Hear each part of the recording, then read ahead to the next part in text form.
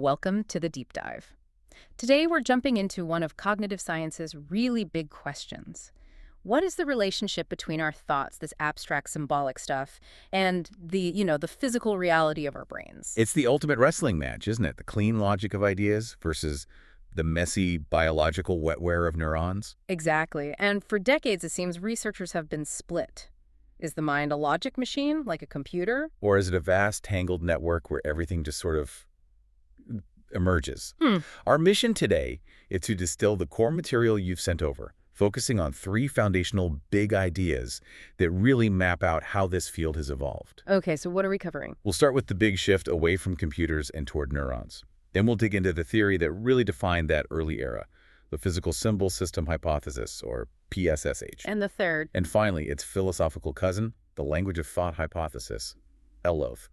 For each one, we'll define it, talk about why it was so important historically, and then use a vivid example to make it stick. Great. So the goal here is to get you beyond this idea of brain versus symbols. Right, because contemporary science is all about integration.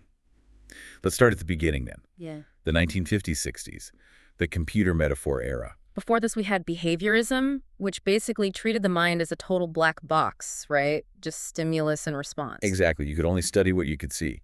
But that model it couldn't explain something as complex as human language or creativity. So when the computational idea came along, it must have been a massive relief. A huge intellectual relief.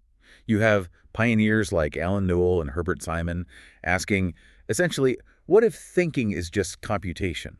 Like software running on hardware. That's the perfect analogy. They called it functional organization. Yeah. The idea was you don't need to understand the transistors, the neurons, to understand the program, the thought process. You just focus on the algorithms, the representations. And this actually worked. I mean, they built programs like the logic theorist. And the general problem solver.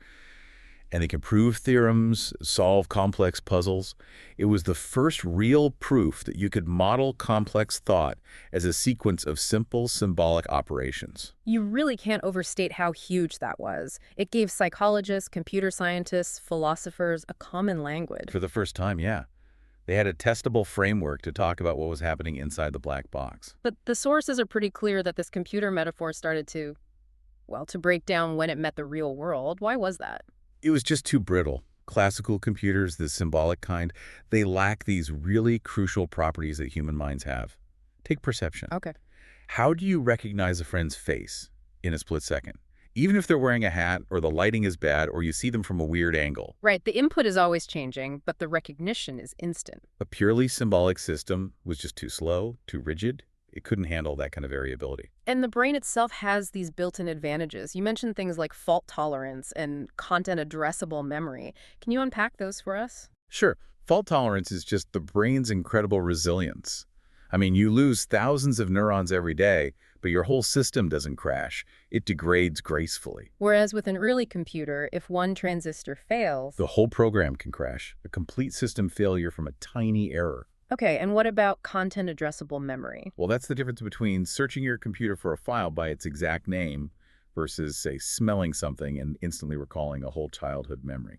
So the brain retrieves information based on the content itself, not a specific address or file path. Precisely. So by the 1990s, the decade of the brain, the realization hit that you couldn't just ignore the hardware anymore. And new technology like fMRI let us actually see the brain in action. That was a turning point. It led to the rise of connectionism neural network models, people like Rumelhart and McClelland. And this is that great pivot you mentioned. It's a move away from systems that run on explicit rules. It's a systems where the function emerges from lots of simple little units, all working together in parallel. So let's use that face recognition example. How would each system try to solve it? The old symbolic PSSH-styled approach would try to write thousands of rigid rules. If eyes are this far apart and the nose is this shape, then it's John. Which fails the second John smiles or turns his head. It's too literal, too slow. But a connectionist model simulates a network of artificial neurons.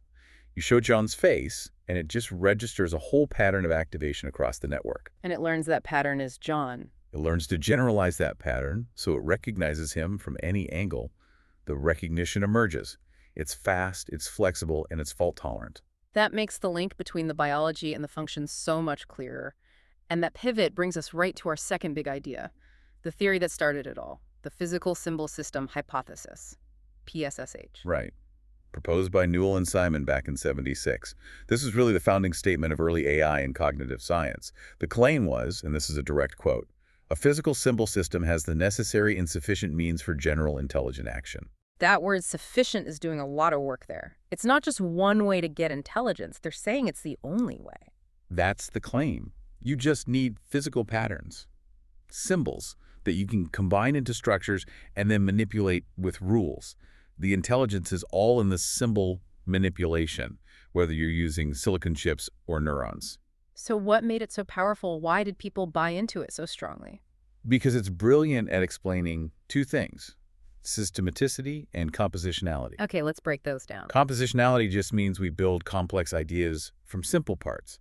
And systematicity means if you can understand one relationship, you can automatically understand related ones. Okay, give us a solid example of that. Let's say your mind learns the symbolic structure for the dog chased the cat. Because the system is compositional, PSSH says you can instantly generate and understand the cat chased the dog. Or the dog chased the delivery truck. You're not learning a totally new thought from scratch. You're just recombining the symbols you already have using the rules. It explains why thought is so incredibly productive and efficient. But it faced two huge challenges. And I'm guessing the first one is the symbol grounding problem. That's the one. Stephen Harnad put it best. If the whole system is just shuffling symbols around based on their shape, their syntax, how do they ever get any meaning? How does the internal symbol DOG actually connect to a real, furry, four-legged thing in the world? Right. If your symbols only refer to other symbols, you're trapped in a closed loop. It's like trying to learn Chinese using only a Chinese to Chinese dictionary. You never anchor it to reality. There's no connection to sensory experience. Exactly. For PSSH to work, it has to explain that grounding, and it couldn't. And what was the second big hurdle for purely symbolic AI? That was the frame problem. These systems are great in a narrow, defined world, but when the context changes, they have a massive problem figuring out what's relevant. Can you give us an example of what you mean? Imagine a robot in a room. It picks up a cup. Now, a human knows that picking up a cup doesn't change the color of the walls or the population of France. Of course. But a purely symbolic system has to explicitly check every single fact in its database to confirm that, no, picking up the cup did not affect this, did not affect that. It has no common sense notion of what's relevant to the action. And the computational cost of constantly checking all those irrelevant facts is just, it's devastating. It makes general intelligence basically impossible. Okay, so PSSH gave us structure, but it couldn't connect to reality or handle a changing world. This need for structure, though, that leads us straight to our third idea, the language of thought hypothesis.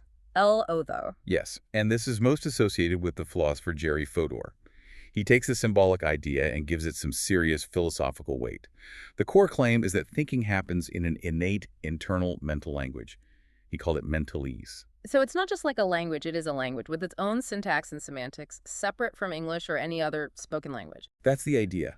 Thoughts are literally sentences in mentalese, and the act of thinking is just computation over those sentences. And this is how he explains things like productivity and systematicity. Exactly. Our thoughts are systematic because the underlying grammar of mentalese guarantees it. But Fodor's big move was to say that the syntax of mentalese is what gives it causal power. What do you mean by causal power? He means the structure of the mental sentences allows them to be implemented by purely physical mechanical processes in the brain. The physical structure of the brain literally mirrors the grammatical structure of the thought. So it's a way of solving the mind-body problem. The structure of the thought is reflected in the physical brain architecture. That's the argument. And it led him to champion this modular view of the mind, where you have these fast automatic input systems like vision that feed data into a central system where all this mentalese-based reasoning happens. Let's use an example to show how powerful this is. If I say to you, purple elephants juggle flaming keyboards, Right. you understand that instantly, even though you've definitely never heard that sentence before. And Loth explains that perfectly. Your mind didn't need to learn that specific phrase. It just took the concepts, purple, elephants, juggling, and the innate grammar of mentalese, just snapped them together into a coherent thought. It seems very elegant for explaining adult thought. So what's the biggest criticism? The main challenge is developmental. If thinking requires this fully formed, innate mentalese, what are pre-linguistic infants thinking in? Right. How do you even acquire a concept before you have the language to structure it? It suggests this all-or-nothing system. Either you have the full mental language or you don't. It has a really hard time explaining how that incredibly complex system could develop from just basic experience. Okay, so we have the shift from rules to neurons, the strengths and weaknesses of PSSH, and the elegant but tricky framework of Loth. It really feels like the modern answer has to be a synthesis of all of them. Which is where David Marr's framework becomes so essential.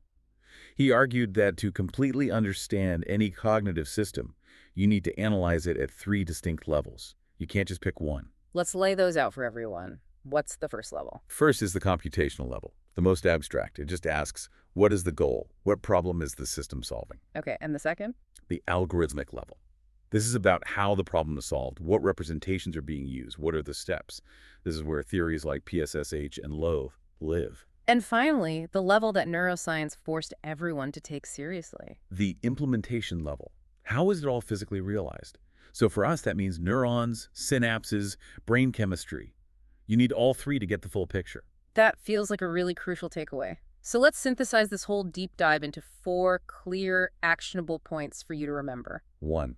Cognitive science evolved from purely abstract computational models to hybrid approaches that had to incorporate the biological constraints of the brain, a shift driven by neuroscience in the 90s. 2. The physical symbol system hypothesis, PSSH, defined intelligence as symbol manipulation and explained systematic thought, but it ran into the symbol grounding problem, how to connect those symbols to the real world. 3. The language of thought hypothesis, de Loth, proposes an internal mentalese to explain the incredible productivity and structure of our thinking, but it faces really tough questions about how we could possibly develop it from infancy. And 4. A complete explanation of cognition requires using David Marr's 3 levels: computational, algorithmic, and implementation. Understanding the neurons deeply influences what kinds of algorithms are even possible. Which leaves us with one last provocative thought for you to chew on, something that ties it all together. If integration is the future, how might symbolic thought actually emerge from a subsymbolic neural network? What if a symbol isn't a discrete thing at all, but just a stable pattern of activation in the brain? What would that do to Fodor's idea of a rigid innate mentalese? That really challenges the definition of what a symbol even is. Whether you're in AI, education, or neuroscience, that interplay between the algorithm and the implementation, that's where the most exciting work is happening. Thank you for taking this deep dive with us today. We hope this gives you the framework you need to approach these foundational questions.